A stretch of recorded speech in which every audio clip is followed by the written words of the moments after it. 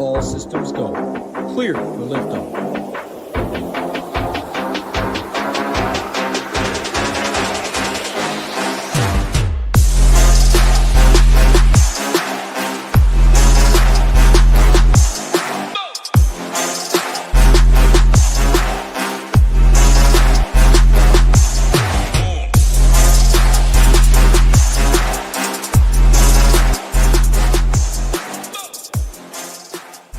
What is going on, SHIPIT Nation YouTube station? We're back. Tough day overall for the nation, for the community in general. Me and Gyiraszin decided it was best, right, to take the hashtag SHIPIT hat in honor of our guy DGen75. Gyiraszin, I'll bring you in, man. Obviously, a tough day in the community, tough day in the entire industry overall. Just speaks volumes, right, to the legacy that James did leave on the SHIPIT Nation community, but not only that, just the entire industry as a whole in terms of content space, in terms of daily fantasy sports. Throw it to you, man. Happy Tuesday. What's going on, brother? Yeah, it's a rough one, but you know what? We're going to power through it. We're going to get through all this. No problem. I mean, if, like I told you, if DGen can get through what he did in the condition he was in, we're going to, we'll make it through. But hey, I'm not myself today. I ain't going to lie. I didn't even really spend too much time looking at baseball today. I ain't gonna lie about that neither. So it is what it is today, man. I mean, it's a rough day. It's all right to cry, man. That's just the way it is. But you know what? That dude was a legend, man. Like, I saw the show earlier. What Hoop said, like the first time he watched him, he was just you know when you see something good and you're greatness. Like, and he was great. That dude's videos were top notch. I mean. There was a few of the videos after he announced he was sick that, dude, I was in restaurants literally in tears or like pumping my fist and shit. Like, he fired me up, man. What an inspiration. That, you know what? And him to say, I think I'm going to live by it. I ain't scared to die. I ain't scared to die neither. Fuck it. That's why I do what I do and the fun I have, man. I'm going to live as much fun on this earth every damn day. I'm going to drink. I'm going to smoke weed. I'm going to have fun with my friends. I'm going to joke around. Because you know what? In the end, that's all that matters, right? So, fuck it. I just say we're going to fucking carry on. We'll never forget them. I didn't mean to say, but, bottom line, the Stone will always be here. Some of his mother, father, I might have to include that in my lines. I'm going to have to start including the Royals are now officially called Donkey Chalk. The Royals will forever be donkey chalk. You guys know how I feel about the Royals. The Blue Jays, they don't have enough power. When they're chalky, I'm going to call them donkey fucking chalk. That's the way it's going to be from now on. We're just going to power through. But, man, it's just really cool to read what everybody had to say. We got to spend a week with him when we were out there in Arizona. He's just such a big presence in a room. And I've been around a lot of big name people and a lot of special people. And there's certain people that fill a room, and he was one of them. He was a one-on-one. That's no joke. But he was a special guy. We'll miss him. But the community will miss him. DFS will miss him. But it's been a rough one, Nate. But it's all right for us to show the emotion, let it out. I mean, that's what men do. So. Yeah, absolutely. We'll do our best to get through this for everyone out there. But yeah, man, just an inspiration, man. Out there in Phoenix, he was the same way he is on the live shows, and we'll do this in his honor here, in legacy of DGen75. So, in regard to. Let's kind of just jump in, Gyiraszin, and do our best to kind of knock this out. We're going to do it. Yeah. You know what? Turn the hat backwards. There we go. Appreciate everyone tuning in on the show here. Well, I was going to say, Nate takes the big box. I was like, what am I, fat, skinny or fat? What do we got going here? No. In terms of pitching here tonight, let's kind of just jump right in. I got the dry run here. Well, first, let's. I know we're a little off track. First, we got a couple other games, right, Nate? So let's just bring those up real quick, make it a little easier for us. So what? Yeah. We already got a PPD, right? Yeah, Cleveland, Minnesota is already postponed, so 11 games down to 10 games. The other one to worry about is going to be Seattle and Chicago. Roth has it tagged as orange right now.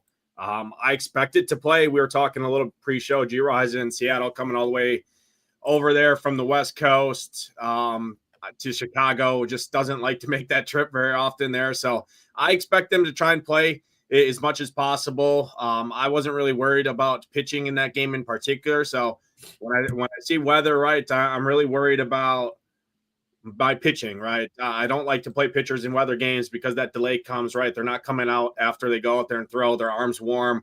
They're not coming back into the game after an extended period of delay there. Bats is usually much more fine. That's kind of how I'm approaching it there. So good call out there. Overall, in terms of pitching here, I got the dry run up on the screen sorted by projected score here. And 66% Screwball.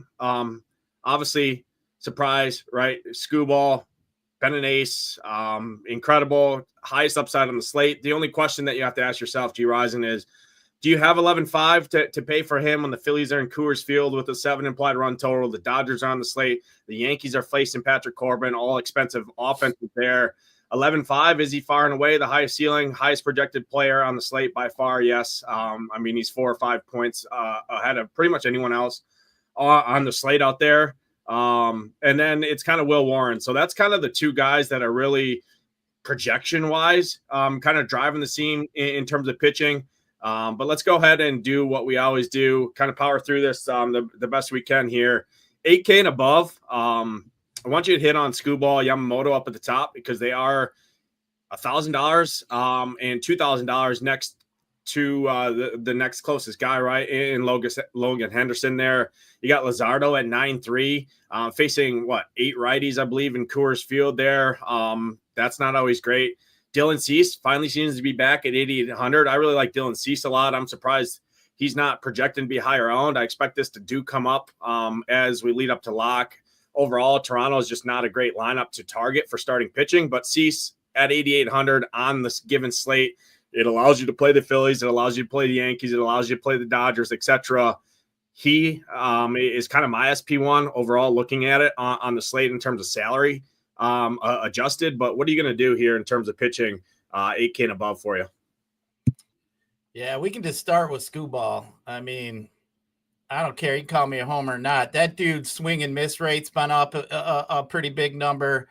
I forgot the exact pitch total, but I want to say he threw so many strikes, and it was like more than half of them were swing and misses in one of his last starts that they were just, absolutely ranting and raving about here in Detroit. I mean, his last 3 out of 4 starts, he's had 11, 11, and 12 Ks. So, last year he didn't really seem to get on that, K roll. Maybe, Screwball may be turning into one of these 60-plus point night, FanDuel type pitchers, 35, that we haven't seen that, I haven't really been scared of. Screwball's pretty much going to start getting himself in that.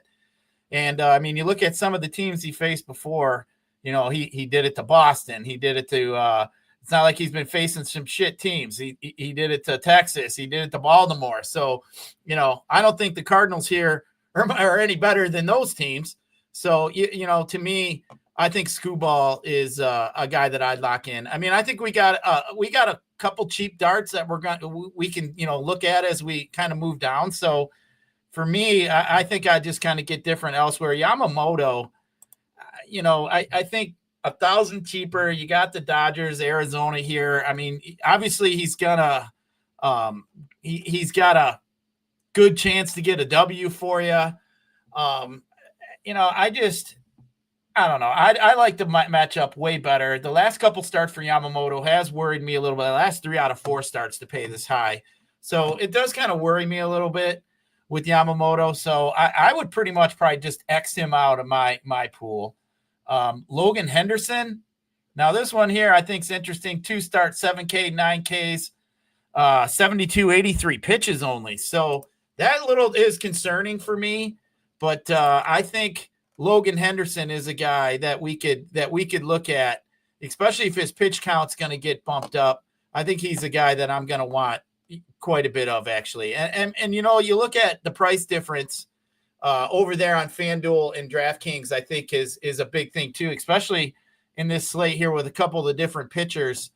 You know, like with Screwball, he's what, 11K, I think he is over there on FanDuel. But then you got, you know, a few other guys that are just right below him. There's just no way I would even think about fooling around with Screwball, or it's like Luzardo's like $400 cheaper against Colorado. I wouldn't even really consider that. But Henderson, I mean, his strikeouts have been there. I think it's interesting. Baltimore obviously hasn't been the Baltimore team that they should be coming out this season. I kind of expected them to hang for that division over there. But, you know, getting the Luzardo here against Colorado at 9,300, I think I'd like him better on DraftKings a little bit more than FanDuel. No way in hell am I paying 400 less for him than Screwball over on FanDuel. But, I mean, he's got a 19% K rate against righties. And, you know, I would like to see that much better to pay what I'm paying for that price here. Luzardo, you know, you look at he has been 3 out of 4 starts, been in 100 pitches. You know, I don't mind that. I mean, that's good. His K's mid-average 5 to 6. So we'll just call it a 5, you know, strikeout average. So I think you could say Luzardo's in play. I'm just kind of skeptical of his upside, to be truthful. You look at Bassett. I think Bassett, you know, he's a good pitcher, but I'm not sure that I'm really enamored here with this San Diego lineup. They don't really have too many Ks. I think we could do better than Chris Bassett, because there might be some guys, you know, down below we might want to look at. But, you know, Dylan Cease, I think, is another one that you could possibly look at. He's been looking pretty good. I mean, he's up at, 29% K rate. So I think Cease is another interesting. Toronto don't have any power. I'm going to assume they'll probably have that roof closed up there because it's cold as shit up here in the Midwest. I can't assume it's any warmer up there in Toronto. I'm just assuming it's closed. So, but yeah, I think Cease is definitely a guy that I'm going to be interested in. Obviously, his pitch count's there, been over 100 the last time. He's had 10 Ks, 9 Ks his last 2 starts. So I think I would put Dylan Cease right behind Screwball for me as my second favorite pitcher on the slate today. Lorenzen, I'm not really interested in. Hoagland, I don't think I could. I'm not really interested in Hoagland either. And McDermott, man, I can't do that either. I mean, he had 65 pitches last time. I don't even know why the hell he's priced where he is. But I would X him out as well. So really up at the top, I think strong. You got some strong plays with Screwball's really strong play. I just lock him in. I mean, he's a guy definitely could burn you. He could get 11 or 12 Ks without problem, and a pretty good chance for a W. So, you know, we're looking at potential 30-plus points. And Cease has been there too. But, man, I think those two for me, I think it's pretty easy. I got a pretty narrow pool today, and those two are definitely top of the list.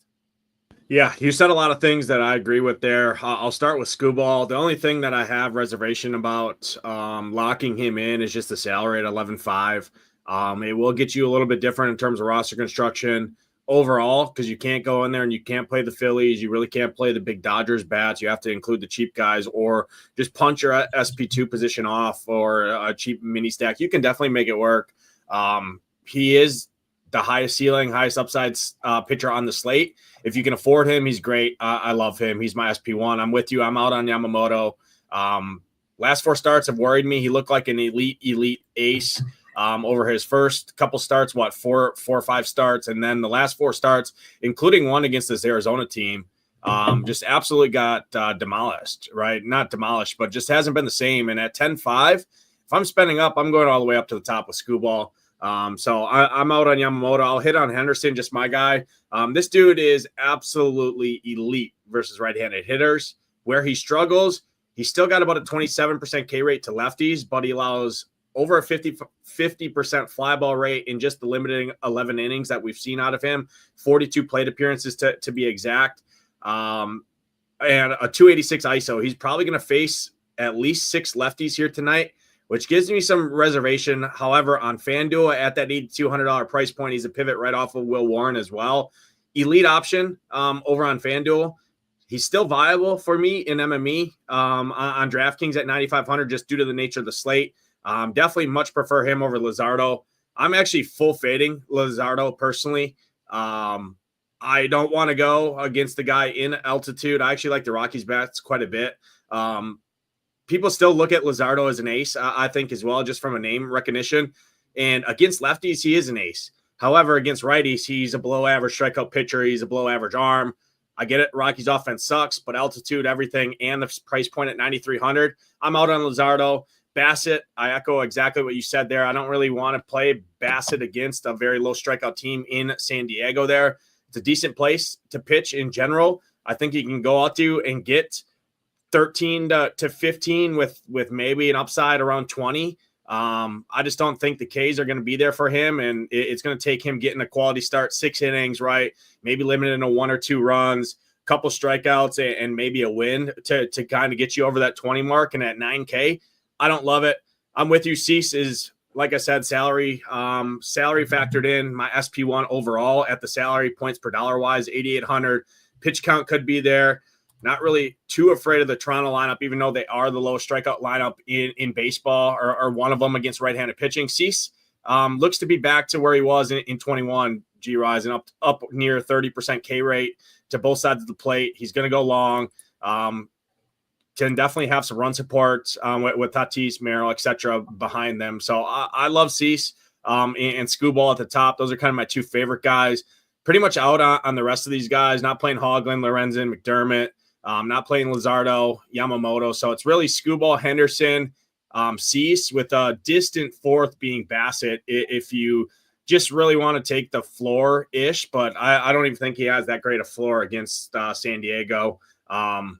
So for me, it's really 3 guys: Scuball, Henderson, Cease. Henderson being a distant 3rd just because he's going to face a lot of lefties here tonight. And that's where he does struggle in the limited plate appearances that we do have. Obviously, the top tier is pretty loaded. Yeah. I was going to say one quick thing, Nades. For one, I agree with this. Metro Broom. Appreciate the donkey chalk mention there. But there's the thing, too, we didn't mention. It's very important. You all got to keep in mind that when you're in Colorado, your breaking balls do not break. It just, you lose that. So, that's something here Luzardo generally relies on. So, I just worry about that. And, so in Colorado, if you generally get, you don't have a flamethrower is a flamethrower. You get a guy that likes to throw a little bit of junk pitches here and there. That definitely is affected by the altitude over there in Coors Field. So just another reason why I would leave Luzardo alone, on top of the fact that he does have a very low K rate to right-handed bats, and he's going to see a good amount. I think 8 of them, maybe. I think today. So, a little concerning, definitely concerning. I just am worried about the upside there. But on FanDuel, there ain't no fucking way I'd click his name $400 under Scuball. No way. But I mean, I wouldn't blame you if you had multiple teams. If you're single entry, I see a couple people mention single entry. No, you know what? I would rather you go down and get you a riskier pitcher for cheaper and get you some bigger bats. I would rather see that, and then try to jam in Scuball if you can, but or Henderson. So that would be my advice. Yeah, I'm with you there. Actually, he's going to see nine righties. 2 switch hitters in there, Toglia and Amador. Rockies lineup was way out super early in the day. They see it. They know Luzardo's elite versus lefty. So Moniak, guys like that are not in that lineup. They're not great righties, but again, they're 9 righties against a low K rate there. And yeah, like our guys in the chat said, Luzardo's definition of donkey chalk for what it's worth, and we don't play donkey chalk in honor of the big guy. So for me, like I said, it's just the 3 guys up at the top. Scuball, Cease are the 2 favorites, and then distant 3rd and 4th would be Henderson and Bassett for me. However, below 8K, we do have some definitely good arms here to think about. Number 1, Will Warren, probably going to be the chalk SP2 option. I can't really argue against it. This Texas lineup is just a brutal. Will Warren, yeah, he can get wild at times and walk guys, but he can also strike out 8 dudes. So I'm on board with Will Warren at 7,500. He's probably my favorite SP2 option on the entire slate, factory, salary, everything considered. So I like him quite a bit. A couple other guys down here that I want to throw over to you, Gyiraszin, to talk about. Littell, I think, is a little bit interesting against Texas there, Houston, excuse me. Really good hitting conditions in park overall. In Tampa scares me a little bit there, but again, he's going to face a ton of righties, obviously, right? 9 righties for the most part, unless Caratini's in that lineup for Houston with Jordan being on the shelf. You always have upside as a right-handed pitcher against Houston there. Fetty Wap down at 7K. He's had 8 mediocre starts, 1 really, really good start. But at 7K in a decent park, I think he's fine. He's got the pitch count. He's going to go 90-plus pitches at 7K, so I don't hate him. The only other guy down here would be Birdsong going up against the Royals. I know it's gross. His pitch count's not there, but at 6,300, I got a decent projection on him right there. I think he has some upside just due to that park alone against the Royals there. So overall, it's pretty gross. In general, Will Warren and Fetty are kind of my 2 main guys that I have interest in down here with sprinkles of Littell, Birdsong, maybe some Luis Garcia there from Houston who's going to come in after. But it's pretty gross in general overall from a pitching perspective. Yeah, I got to agree with you. Pretty much what you were saying there. Warren definitely is somebody that, I'd be interested in. Last 2 starts really look good. I mean, 92, 87, 102 pitches before, 9Ks, 7Ks, 8Ks. I mean, we're talking about a $7,500 pitcher here. I mean, 29 points, almost 22 points. 5 innings, 7 innings. I don't mind it at all. I know he's had some, worried about his walks, but I mean, he's had them under control here recent times. So I do think that Warren is definitely somebody that I'd be interested in here today. He's, if you ask me about SP2, like if I was just jamming my top 2 pitchers, it'd be Skubal and Cease for sure. But I do think that if you want some bats and you're looking at your lineup and you want to save a couple grand, I don't mind going down to Will Warren if you got to get there, but I wouldn't discount the pitching today. I literally think Skubal and Cease could blow your ass away today, and you'd have to have both of them to win. So that's my fear of the slate. But I feel as if you don't get that from one of those 2, and you could fade one of those 2, you could go down to a guy maybe like a Little, like you talked about. Fetty, man, the Tigers are one of the best teams in baseball. Fetty's not that good of a strikeout. The Tigers are patient. I'm a homer. I don't even want nothing to do with Fetty. But I think Little is interesting. He doesn't really walk anybody. Houston doesn't really have any power. I guess I wouldn't be too worried about that.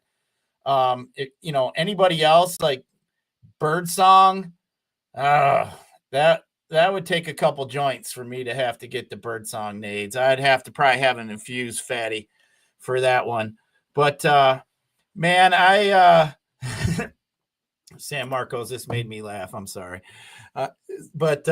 Yeah, you know what, that dude, I mean, you look at him and you're like, oh, he's always cheap. And then he throws out a 41-point game 2 games ago, right? But, when you look around it, there's a bunch of 10-pointers and some, a 14-pointer.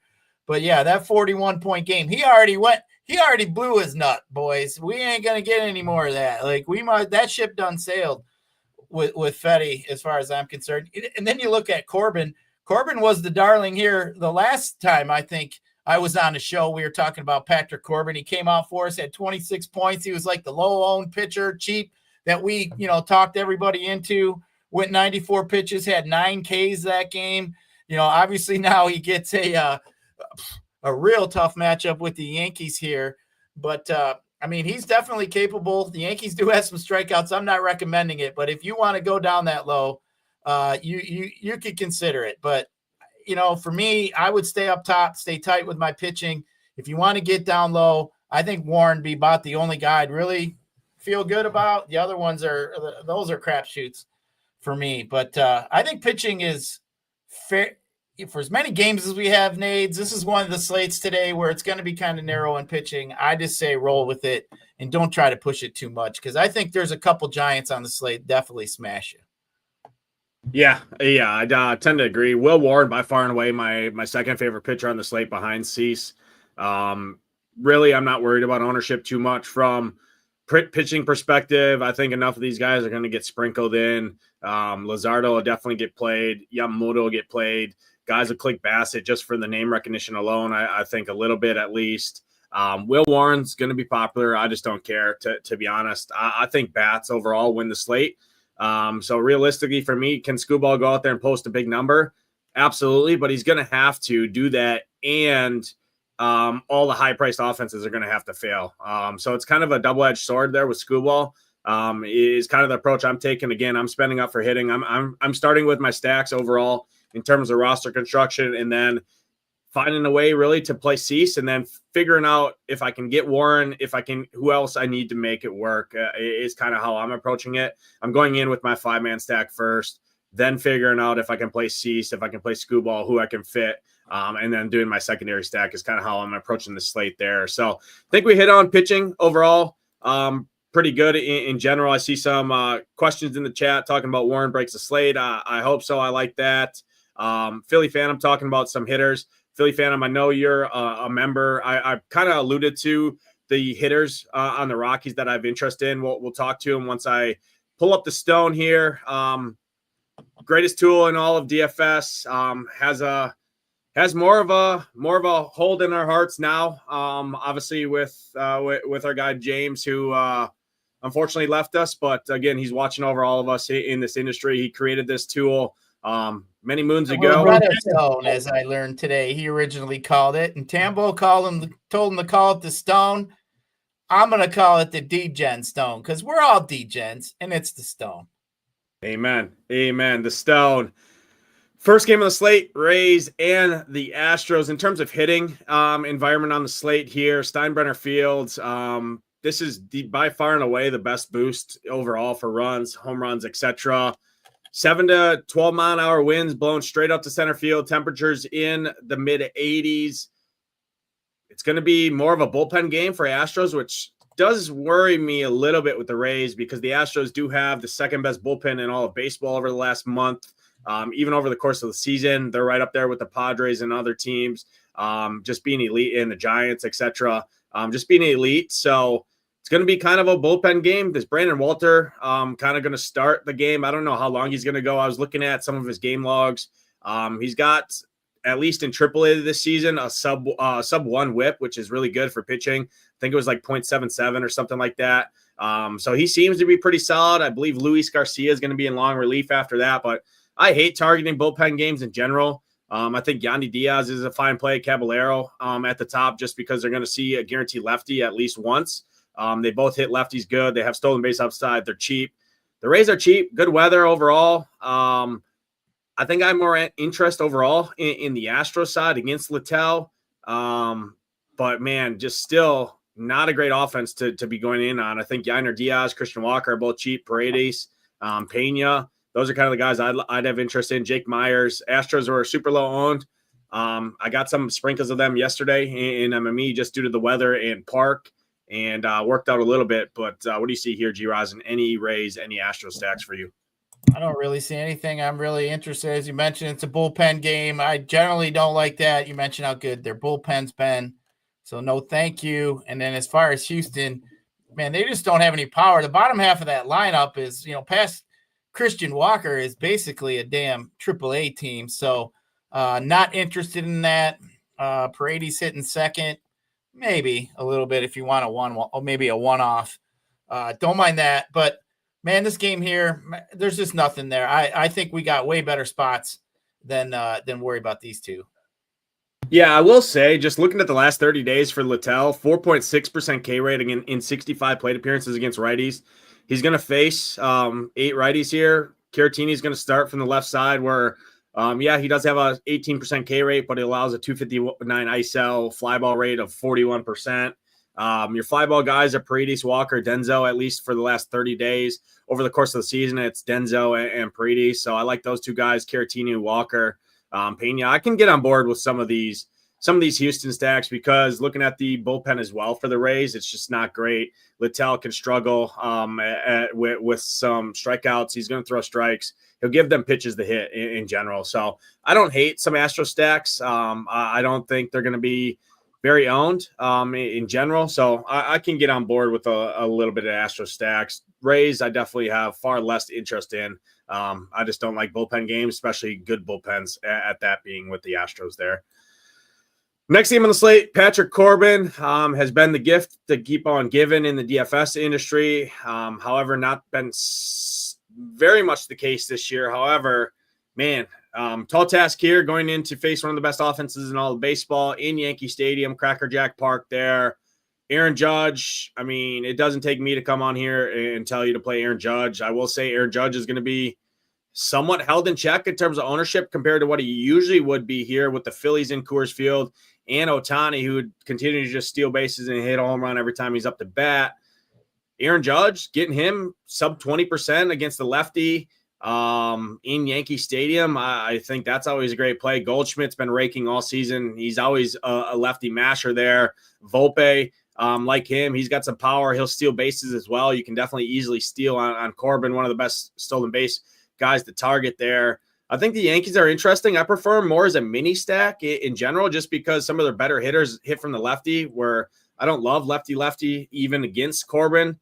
So for me, it's mainly the righties, Judge, Goldschmidt, Volpe, but Bellinger will steal bags. Grisham has a ton of power, obviously, and Corbin's not going to go a complete game. So you will see some righties that likely come out of the pen in general. What are you going to do here in terms of Yankees and the Rangers?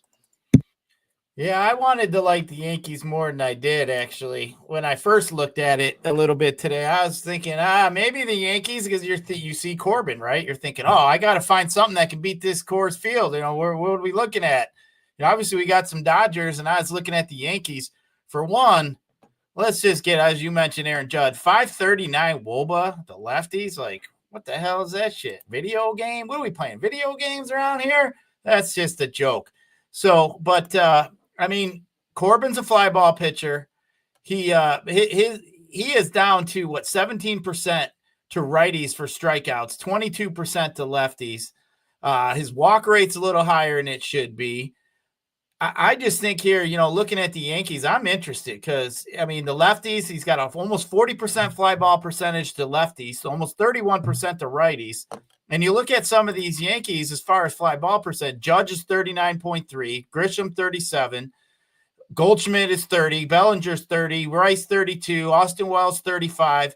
Volpe is the lowest at 19%, which obviously in Matt LeMahieu is at 19% as well. But I think they got some fly balls in this lineup here. I think it's interesting. I don't have them in my, obviously they're not up there with the Phillies tonight and the Dodgers, but I think you can put them right here below that. Aaron Judge is a premium bat. He would be in that pile with the Schwarbers today and everybody else and Ohtani's. But I think the Yankees are interesting. I wouldn't be shocked if the Yankees won the slate today, but they don't grade as well as the other ones. But man, I think the Yankees got it lined up to where they could definitely put a hurting on Corbin today. Yeah, I like that a lot too. And LeMahieu isn't a great hitter, but he's 2,700 you can play him at second base, which I would highly recommend because second base is a weak position. So I like going a Goldschmidt, a Judge, Volpe, Bellinger, LeMahieu. I think that's an interesting stack. If you want to leave one of those guys off and go to like a Peraza at the back half of that lineup, or even a Austin Wells, right? Lefty, hitting eighth. Nobody's going to play him. Outside of Judge, this team is going to be super low owned with tons of upside. The Rangers bullpen has been dropping as well over the last month. They're 16th in baseball. That's 7 spots less than where they were. So kind of middle of the road in general. They are pretty rested for the most part. But again, it's the Yankees in a Cracker Jack Park. I think the Yankees have a ton of upside in tournaments, and they're going to be significantly lower owned than the Phillies, the Dodgers, the other teams that the Angels, the A's out there in Sacramento. So I think the Yankees in tournaments are a really, really good play in general. No real interest for me in the Rangers. Will Warren, one of my favorite pitchers on the slate, much better offenses in my opinion to play. Yankees bullpen is solid as well behind Warren there. Next game on the slate, Padres, Blue Jays, 2 good real-life pitchers. Padres bullpen's really good. Kind of full takes me out of Blue Jays. I have no interest in Tack and Cease and the Padres bullpen. really no interest in Tack and Bassett too much either. I mean, just kind of a game manager is going to go out there and skate by, likely to throw 6 or 7 innings, kind of just get around. Sure, Tatis, Machado, Merrill, you can play those guys pretty much any slate. But this is kind of a game that is stay away. It's going to be unowned, so if you want to in tournaments, fine. But I think there's much better spots personally. I'd rather side with the pitching in this one. Yeah. I agree with you on there. There's really not too. I mean, there's really no reason you're not. I mean, you're not going to get the leverage you would want anyways by even playing either one. I mean, maybe against like Screwball, we'll get to with St. Louis if you really want to go that route, sure. But I mean, we're sitting at a game total 8. I really like Cease. He's one of my favorite pitchers. Bassett is just somebody that doesn't generally get beat up. So yeah, I'd be out on both sides. Awesome. Yeah, I see Sooner KJ in the chat talking about some of the cheapies. We're kind of hitting on them as we go through here. If you remember at SHIPIT Nation, we do have kind of our hitter rankings, etc. there, the stone right here that you're seeing. You can kind of go through and look at the main metrics that you're looking for in terms of their strikeout rate against handedness on the road, home, splits, etc. right here on the stone. But we'll do our best to kind of hit some of those values. I talked about LeMahieu a little bit for the Yankees. Think he's solid at 2,700. The Astros are cheap in general for the most part. Guys like Caratini's 2,900, Jake Myers, Denzel, Cam Smith. Those guys are all 3K. Full 9 inning at bats, good hitting environment. So those are some cheapies there. We'll definitely talk about more as we go here. Heading to the next one here, we're going to my Brewers, the Orioles in town. Logan Henderson, I talked about his platoons. He does have some strikeout ability, obviously, to lefties. He's up over 50% of K rate to right-handed hitters in his very limited sample size in his 11 career innings. It's dropped down to about 27% against lefty, and he allows over a 50% fly ball rate and a ton of power to left-handed hitters. The O's have their best batters that hit from the left side. He's going to face at least 6 of them here tonight for the most part. I think Kierstad will be in there. Mullins will be in there. O'Hearn will be in there. Adley should be back tonight. Gunnar will be in there. Jackson Holiday will be in there. And then Laureano's been one of the best hitters in baseball. I don't love him, but he's 3K. Brewers bullpen has not been great. They've been one of the worst bullpens in baseball all season. I think the O's are pretty sneaky, pretty interesting here. Even if Henderson goes out there and throws you 5, right? I mean, we talked about his pitch count, roughly 80 or so pitches. I mean, he's got to be super efficient to go 5 innings, and then you get 4 innings of the bullpen behind him. And if things go south for him, some of these lefties take him, you're getting even more of the bullpen there. So I think the O's at their ownership in tournaments is a really, really nice play. And then I also like me some Brewers here. Orioles bullpen's not great. Aiken's gonna kind of open here. Fly ball lefty. He's gonna face Churio and Contreras right away in this game.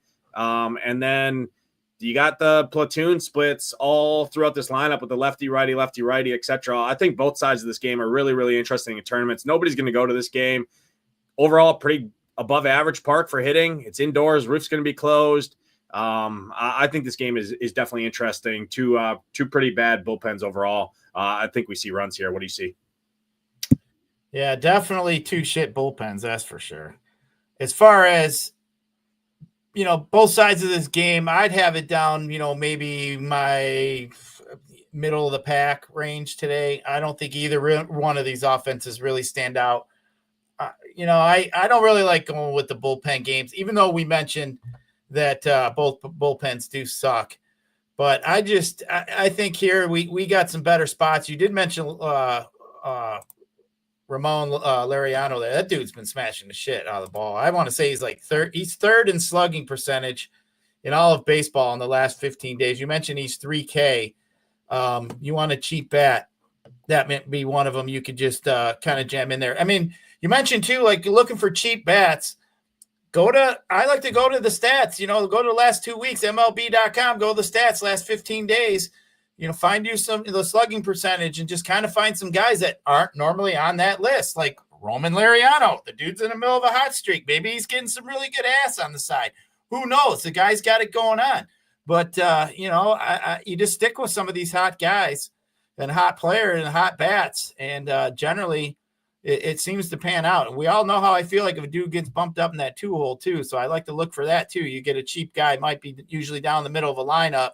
And I'll tell you, the day Javier Baez gets his ass thrown up in the 2-hole, I'm going to bet a couple $100 on that dude to hit a homer. Cause I mean, I'm just waiting for that shit to happen. But either way, I don't really think Nade's here this one. We got to really push it too far here. I mean, we do both agreed that we like Logan Henderson a little bit. So I don't think that I would really push these Oriole bats here today. The Orioles have been overall disappointing as a team. It'd be frustrating to be a fan of theirs. Put some damn money in the team. Jeez, oh Pete, you had a bunch of prospects there for a while, and you're just wasting them. But yeah, I think there's definitely. I'm just laughing at Emma Holler. You know, you say something and it gets twisted every time. Gyiraszin likes hot guys. Hey, mind your business. What I like. But anyway. Yeah, the only thing that I make for the case of the O's is, I mean, it's very limited sample size. We don't know if Henderson is really this elite. In general, I hope so for a Brewers fan and the way our pitching staff is right now. It's kind of crazy to see how good the Brewers have actually been doing in general, winning games, etc. With the skeleton crew they have from pitching, it's pretty tough in the majors to do well when you don't have a good pitching staff in general. The thing for me is just all these lefties, man. I just think nobody's going to play the O's. Full 9 inning at bats. Henderson gives up a ton of power and a ton of fly balls to lefties. Jackson Holliday's cheap. Gunnar Henderson's too cheap for his upside. I mean, Adley should be back in there. O'Hearn's got a ton of power. Seti Mullins has got a ton of power and will steal bases. I just think the upside's there. Kierstad, I love all the lefties. I'm pretty much out on the righties outside of Laureano just because I believe in hot streaks, and Henderson has been absolutely elite versus righties. But I like both sides of this game a little bit more than you do. Pretty good total in general. Vegas seems to like runs in here. And I think in tournaments, nobody's going to go to it. So I think this is kind of the sneaky game that I'm kind of keying in on both sides in particular. Next game on the slate, Chicago, the lone weather game that we have left. You see there, Twins and the Guardians has been postponed here. Roth has it tagged as orange. He says heavy rain around early likely causes a late start. Rain will taper off in the evening, so it's playable if they want a late night, but it's not safe. Chilly temps with winds blowing in at 15 miles an hour. I'm assuming temps are going to be in the 40s here because that's what it is, about 3 hours up the interstate here in Wisconsin. Mariners, though, anytime they're outside of Seattle, you have to have interest, especially in a guy by the name of Bryce Wilson who has 0 strikeout ability. Terrible bullpen behind him. I mean, you have to like some of these Mariners in general, even in the bad hitting environment. Cal Raleigh, Julio Rodriguez hit a grand slam last night. Polanco's been one of the best hitters in baseball. I mean, it's kind of crazy to see $5,100 for Jorge Polanco. He's deserved it. Second base is weak in general. You got Tellez in there at $3K. I think the Mariners definitely interesting. Full 9 inning at bats, a bad bullpen behind a bad starter who just doesn't K anyone. He's going to throw pitches that you can put in play there. I think the Mariners are pretty interesting, especially at their ownership in tournaments. No White Sox interest really for me. I'm not playing a White Sox team with 18 other teams or 20 other teams on the slate that you can play. Yeah, we can just definitely start and say we're not going to play any White Sox, even though Vargas has been hitting the ball pretty well over there for them. But, man, I'll tell you what. Dude, you mentioned Bryce Wilson. Have you ever seen a dude who has a higher walk rate than a strikeout rate? 18% to a walk rate to lefties so far this year. And it's unbelievable. 11% strikeout rate. Like, is this real? Like, what the hell is this? Like, that's hilarious to me. So now I'm even worried that the dude can throw it over the plate so any of these guys can hit it. Like, what the fuck are we doing? Are we bouncing it up there? What's going on here? So, but to me, I think the Mariners, to me, would be a team that I think could hang with some of these boys here tonight. Rowdy Tellez is another cheap bat you might want to look at. Lefty there that has been hitting some bombs. But, I mean, you talk about the lefties. He's going to see Crawford, Polanco, Raleigh, Tellez. You know, bottom half of that lineup doesn't really tickle it for me. But, man, I'll tell you what, we obviously know the White Sox suck. The bullpen's terrible. So one of two things. We're either going to load up on the Mariners and hope that game plays. the good thing is, obviously we have it in the 7:40 window. We got some games later that, you could obviously pivot to if you need to. You should be able to see that in plenty of time. They probably will let it go to a delay for a while. You got to remember, Seattle's on the other side of the damn country, so they're going to wait that one out. If that was a Detroit Tiger, a division team, they'd already postponed that shit probably. So just because they haven't postponed it tells me they're going to want to play it at any cost here. They're not coming back to Chicago. Who the hell wants to go back to the White Sox? You get into that stadium, you get the hell out. You don't come back. That's not a stadium you want to go visit. So yeah, correct. I'm with you there. I think they play this game at all cost. And looking at the White Sox bullpen, I mean, it's not good in general. They're kind of taxed overall. Wilson's not going to go long. This dude's going to walk everyone. He's going to have to throw a pitch over the heart of the plate. And when you're throwing hard pitches over the heart of the plate to guys like J-Rod, Raleigh, Arozarena, Tellez has a ton of power. I mean, even Dylan Moore has power down there. I mean, I love this lineup up and down. Ownership going to be low. I think their pivots off of the chalkier teams on the slate. I definitely like the Mariners quite a bit here for sure. Next game on the slate, it's your boys, right? It's your Tigers heading into Busch Stadium to face Fetty Wap and company. Scooball on the hill kind of takes me out of contention for the Cardinals, but it was interesting, Gyiraszin. I was doing the slate plan yesterday. I had some Cardinals interest yesterday. They've been sneakily the seventh best offense in baseball over the course of the season in terms of runs, etc. Especially over the last month, they've been really good. I don't think it's going to continue against Scooball, but it could. It's good hitting environment here as well. Not the greatest hitting park by any means, but good temperatures in general. Some slight wind blown out here as well. When I was looking at it, 12 to 15 miles an hour, kind of out to right center. Temperatures in the 80s to start this game. I think the Tigers are pretty interesting. They've been one of the best teams in terms of power against right-handed pitching. Obviously, when you got Kerry Bonds up there, you got Javier Baez, who, I mean, this dude, you put him in the 9-hole and he's Barry Bonds himself. It's very weird to be playing over 4K for Javi Baez, who historically couldn't hit his way out of what paper bag, and it was either a strikeout or a occasional home run. But he's back. You got Trey Sweeney, McKinstry, who are good. Riley Green, Keith.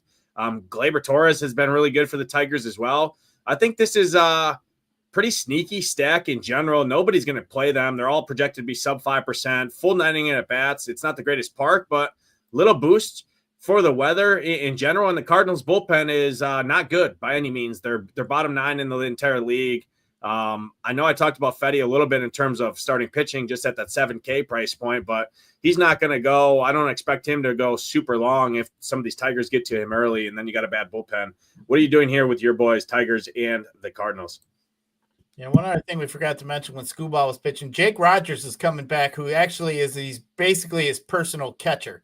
So what he's been doing recently has been with his backup catcher. So he's going to be comfortable with his main man, Rogers, behind the dish tonight. Cardinals, as you mentioned, I'm just not interested. Lowest game total, 7.5. I'm sitting here looking at this Tiger lineup tonight, and for one, I would have a little bit of interest in some of these Tigers. I just wish there wasn't as many good offensive spots today that really, I think, like you mentioned the game out in Sacramento. We got obviously the Coors Field game. We have we obviously like the Dodgers tonight. So we got bunch of handful of teams here that I think are in way better position than the Tigers. The Tigers have been one of the better teams.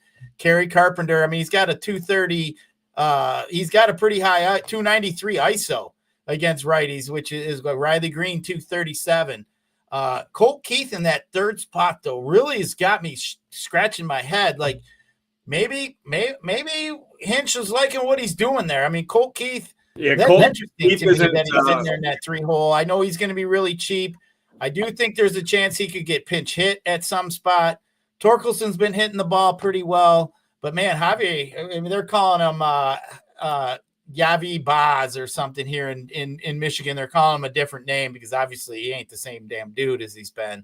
But I mean, yeah, I think the Tigers are interesting. I would include Javi at the bottom there of that lineup coming back around with Carpenter and maybe getting to Riley Green and maybe even throwing a cheap Colt Keith or even stretch it down to Torkelson. So I don't mind that at all, really. I just think if I wouldn't probably play it if I was 3 teams in, 3 lineups in, I wouldn't get there. But if I was probably playing a 20-teamer today, I'd definitely have me 1 or 2 Tiger lineups today.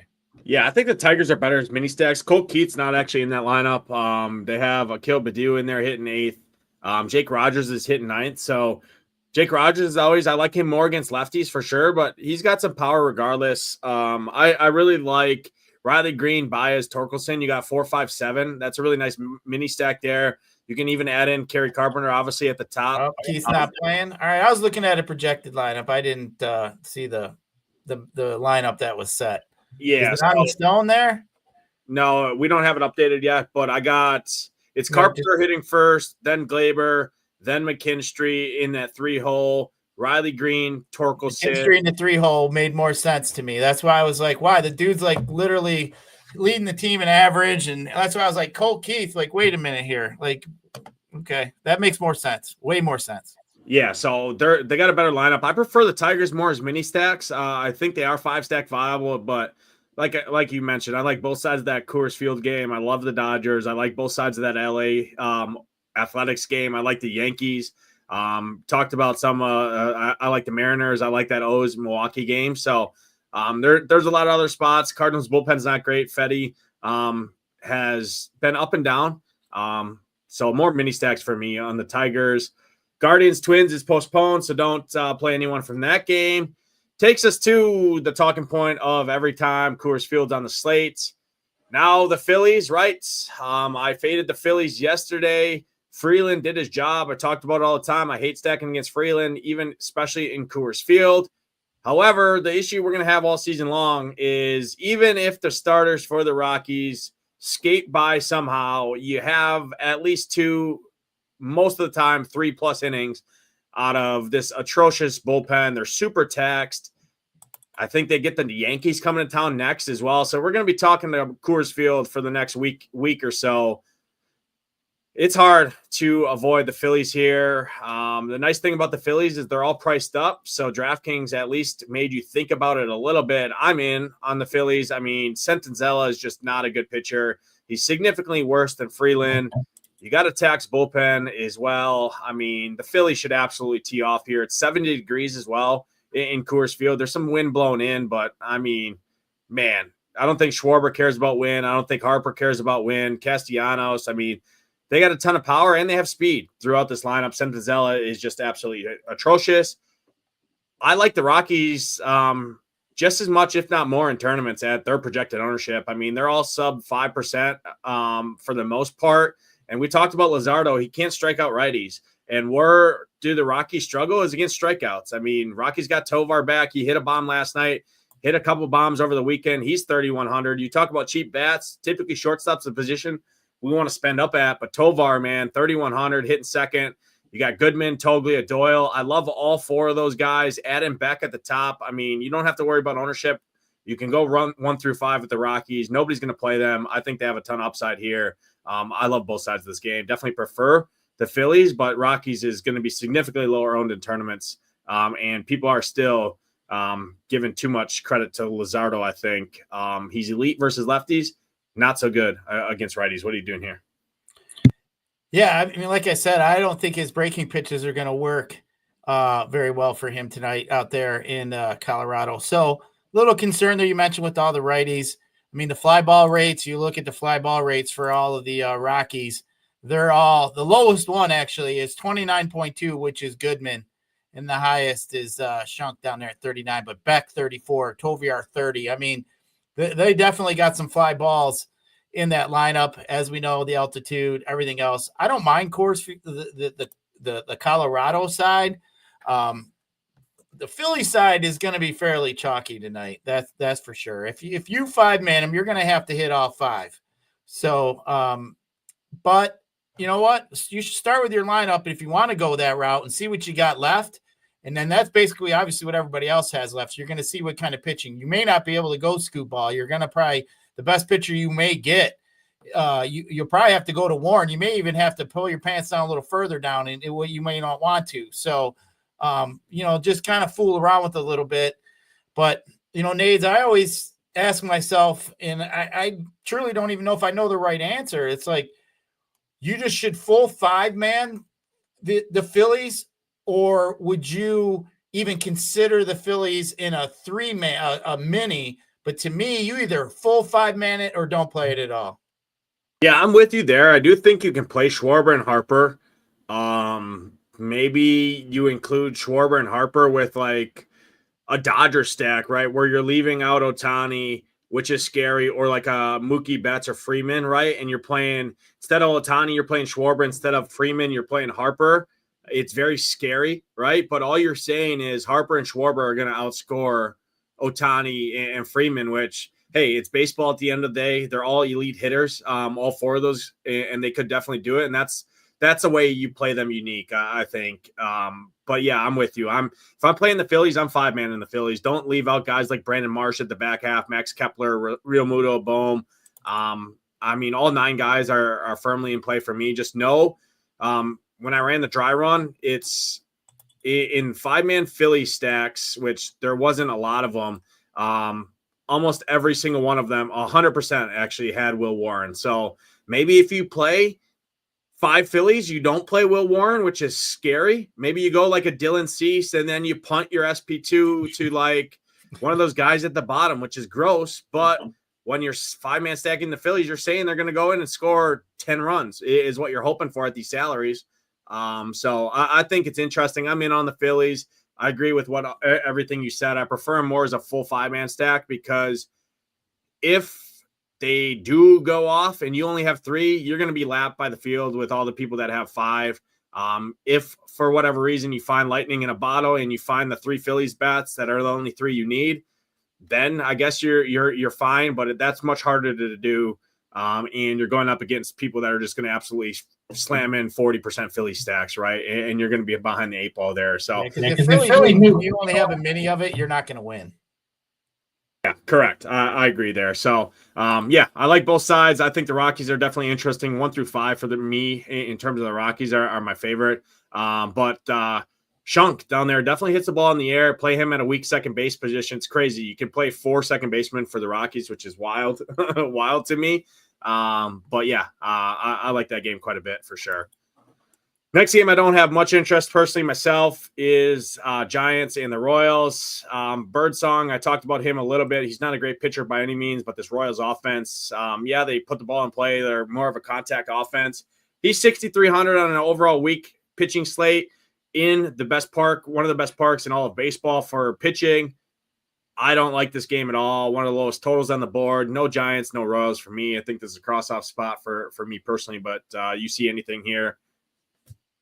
Nah, we don't need to stretch it too far here, as we mentioned. I don't like playing the Royals on a regular day, and to me, Lorenzen's just the guy you just don't want to really pick on. We didn't really get too far into Lorenzen. He has had a few different, some decent starts. I'd put him in there in my. I kind of consider him like Luzardo today. Like I respect it. I think he could get the job done. I just am leery of his upside. So. That's I think today you're going to need with a couple guys that we have with Skubal and Cease. I think if those 2 go off, you're definitely going to need one of them, if not both.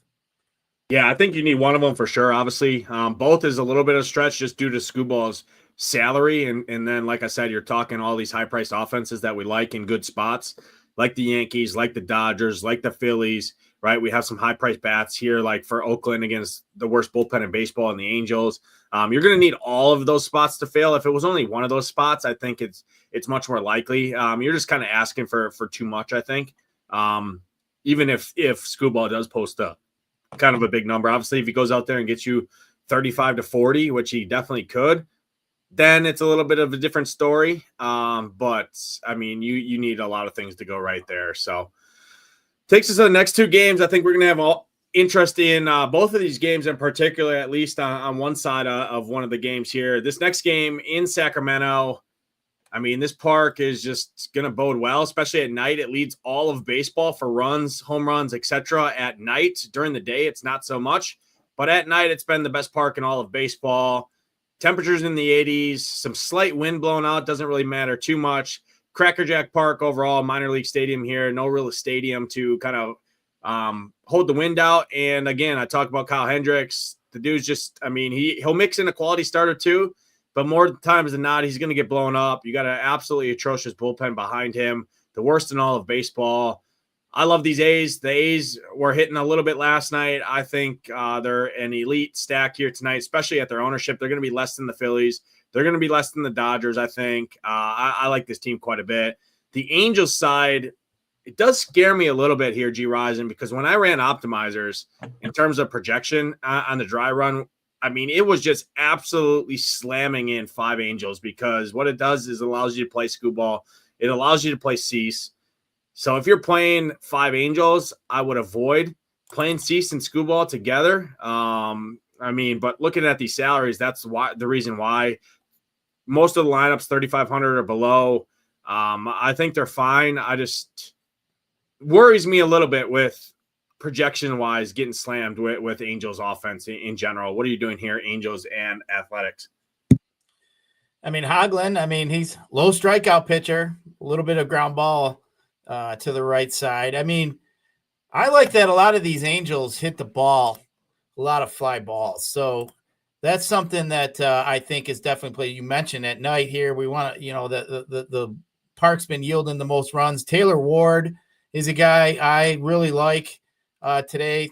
I think I would include him. Neto at the top. I would declare Soler, even Ohape. So I do like some of the Angels a little bit. I like this game overall, really. I mean, a lot of these games we've been seeing, because the bullpens are not any good, they've been softball games at night out there. I mean, we're seeing those 10-6, 9-7 games. So I'm not even opposed to you game stacking this with some good pitching tonight. If you wanted to go 5 Angels, 3 A's, don't mind that at all. Maybe get in some good pitching. I think that would be a route to go. But, you talk about the A's bats, you talk about Hendricks. Dude's like 10% striking out the lefties. He's got a bad ISO, a 235 to righties. The Angel bullpen just sucks balls. I think the A's are definitely – I like the A's better than the Angels, but the Angels got the better salary. So, but I like both sides of this game. I mean, there's a lot of offenses we could have tonight, but I think of all the offenses in the good spots tonight, the Angels are the cheapest. So it'd be my value stack. But I do think I think it's interesting, man. Both bullpens are just they're terrible. Both bullpens suck. Both bullpens suck. It's good weather here. It's a really good park, the best park in all of baseball in night games. I love this game in general. I prefer the athletic side just because I think it's the lower owned side, and it's the worst bullpen they're going up against the worst a worse starter of the two. Hoagland doesn't really strike out many people. He does keep the ball on the ground for the most part, but I like Neto a ton. I like Ward a ton. Ohape, Moncada has been absolutely a beast. I mean, this dude, many people forget Gyiraszin. This dude was a huge, highly touted prospect coming in. I mean, he's a solid baseball player. I get it. He's been up and down. He's been on different teams, etc. But he's not like a shit baseball player by any means. And 4,300, he's playing good. Ohape, Soler. I mean, I think the Angels are definitely firmly in play. Matt Lugo has been absolutely smashing baseballs in the minors too. 2,700. You talk about a cheap bat there to include in your stacks for the Angels. Puts the ball in play, as you can see there. Doesn't really strike out a lot. Hits for some power. I love both sides of this game for sure. I got one here for you. I'm gonna, we like to call a home run once in a while. I'm gonna call Nick Kurtz. Nick, pull the curtains down. Nick Kurtz is hitting the bomb tonight. Nick gets his first. Has he hit his first yet in the majors? I know many people were kind of on him when he first made his debut. Really highly touted prospect there. I don't mind that play by any means. Looking at some of the stuff that I look at, Rooker, Soderstrom, and Butler all have 3 of the best home run probabilities on the entire slate to hit a home run, even amongst Coors Field. So, I mean, they're up there with Judge and Ohtani, Carpenter, and then it's Rooker, Soderstrom, Butler right there. So I like that quite a bit. He's got his homer. I wanted to make sure before I open my mouth, but he got his homer. And that dude's big too, man. He's like a big ass. He should be playing tight end in the NFL. And what that does too, Gyiraszin, especially on DraftKings, I mean, first base, you have Freeman, you have Ohtani, you have Goldschmidt, you have Ben Rice, you have all of those guys up the top. Kurtz is 2,500. It completely flips the build and the roster construction on DraftKings, which is something I like to look at. Typically, first base is where everybody spends up. They really never save money at first base. So what it does is it gets you on maybe a spend-up second baseman, maybe a spend-up third baseman, where typically people are saving money at those positions, or catcher, right? Maybe you can play a Cal Raleigh instead of punting a catcher down to the bottom because you're playing Nick Kurtz instead of playing a Freeman or an Ohtani or a Harper at the top, right at first base. So I think that's little things like that are definitely interesting. So I like that call quite a bit. I like the A's, all 9 hitters for sure. Yeah, there you go, Michael. He's 6'5", 240. That dude's a tree trunk. You know, you mentioned the high price first baseman too. Rowdy Tellez is another cheap one down there that will help you flip that. As we spoke about, Rowdy's been hitting the shit out of the baseball here in recent times. I actually like both those guys. I debated before I opened my mouth about Kurtz, but Kurtz is just so big. That guy, and being in that park tonight, I think he's going to get another one. Yeah, I like Kurtz. That should be really good if you bet on it. I like Lugo. I like both 9 hitters. Actually in that game, Lugo and Kurtz. If you parlay those two guys, both 9 hitters, I mean, I have to assume that's 40, 50, 60 to 1, something in that realm. Not saying to go put your mortgage on that, but really good park. 2 bad bullpens, 2 not so great starters. I mean, with 2 guys that have a ton of power, I think it's pretty interesting overall. Takes us to the last game on the slate. Dodgers and the D-backs. You talk about a bad bullpen. D-backs have not been good bullpen. Rain Nelson is not a great starter by any means. I mean, he's okay. Yamamoto, on the other hand, like I said, like we talked about in terms of pitching, he's too high priced for me on the slate to really consider him. I think he's a quality arm. Hasn't been the case as of late over the last 4 games. I think that kind of started that was his first matchup out in Arizona with the same exact matchup against the D-backs here. Definitely way more interest for me personally in the Dodgers side of things. I don't think the D-backs are the craziest take by any means. The Dodgers bullpen is definitely good behind Yamamoto. He's still a solid enough arm. Carroll, you can play any slate he's on. Josh Naylor's always been sneakily a really good play. Pavin Smith's been a baller all season long. I mean, this is a good offense in general. Stolen base upside. I definitely prefer the Dodgers side, but what are you doing here out west late night? Well, Nelson's pretty much just been in the bullpen here recent times. He gets to come out and face the Dodgers here, which, you know, obviously isn't ideal. I mean, he's 18, 20%. I mean, he just kind of worries me. I think he's going to probably go maybe 1.5 times. I don't even think he gets 2 times through the lineup. You know, he may go 4 innings, and then you're going to see an Arizona bullpen. And I was just kind of looking. They're pretty much predominantly righties. So, you know, give me some of the – I like the lefties, you know, Shohei, Freddie, Edmund, Muncy. I think those are guys that definitely stand out to me, the left side of the plate here. You even got Kim and Rushing down there at the bottom of the lineup that may help you with some salary. But I think the Dodgers for me are in play to take over the Phillies. If you're looking at it, I think you got a bunch of teams today that, you know, are obviously in really good spots that we discussed. I think I got the Dodgers ahead of the Phillies. I think I would go Phillies after that. And then we got that bunch of the A's, Mariners, Yankees, Angels, Rockies that I think are all kind of right there in that bunch. So I think you got the 2, and then you got the 5 who I'll call my B pluses. And then the rest of them we'll call, you know, B types, you know, C plus type stacks. But I think the Philly and Dodgers really stand out. Dodgers, obviously, I mean, Shohei, that dude's on another planet. But I do like what you kind of mentioned with stacks. You know, like if you wanted to go a Philly stack, maybe you swap out a Schwarber or Harper for an Ohtani, or, you know, all you need then if you do go, you could go 5-man Philly and go the cheaper Phillies and then include Ohtani instead of the Harper or the Schwarber.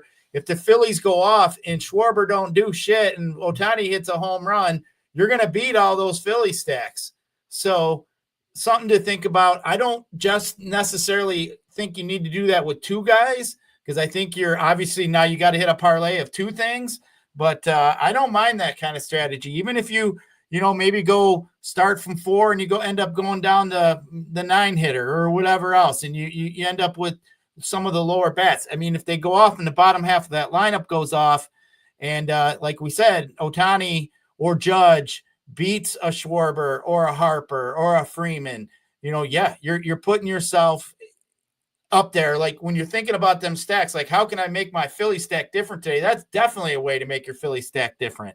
So, just a little strategy, not saying I'm necessarily looking at that, but I have done that many times. And then, Schwarber could hit a home run, but shit, if Ohtani hits 2 home runs or Judge, you still beat him. So yeah, I like it a lot. I like to try to beat him. I like little things like that in terms of roster construction. It's not galaxy branding the slate, right? It's just taking little pieces. And when you're going in on a 5-man stack, you're expecting the back half of the lineup to do production anyways, right? Because if they don't, more times than not, you're only going to need a mini stack, right? And you already have a 5-man stack. So you're just setting up to give yourself the best chances to success towards the top. Is it always going to work? Absolutely not, right? It's one of the hardest sports in all of DFS to get right. One of the highest variants, if not the highest variance. This and hockey are probably right up there with the 2 highest variance sports in all of DFS. So just little things like that. And again, I talk about it all the time. The greatest hitters of all time fail 7 out of 10 times, right? I mean, so little things like that I definitely like. I agree with everything you said. I'm right there with you. I put the Dodgers ahead of the Phillies slightly, but they're 1A, 1B for me. And then I agree with you. It's the A's, the Angels, the Rockies, the Dodgers, or the Yankees, and the Seattle right there. And then kind of my tier right below that is like the Orioles, the Brewers, some of those Tigers is kind of where I'm looking at, is how the slate shakes up for me. Gyiraszin, you already gave your home run call. Why don't you give your 2 favorite pitchers, kind of your can't miss pitchers if you were to make a pairing in terms of DraftKings, and then your favorite. Let's do high price stack and kind of your favorites. I don't know, under the radar stack or value stack, however you want to do it. Why don't you tell the people?